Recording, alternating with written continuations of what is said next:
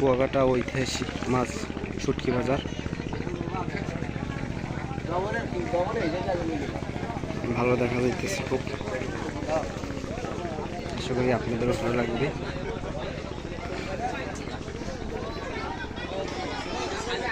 যদি কখনো কুয়াকাটা আসেন, কুয়াকাটা লেবুর বন আসবেন। লেবুর বনে এই মাছ বাজার, এই শুটকি বাজারটা বসে।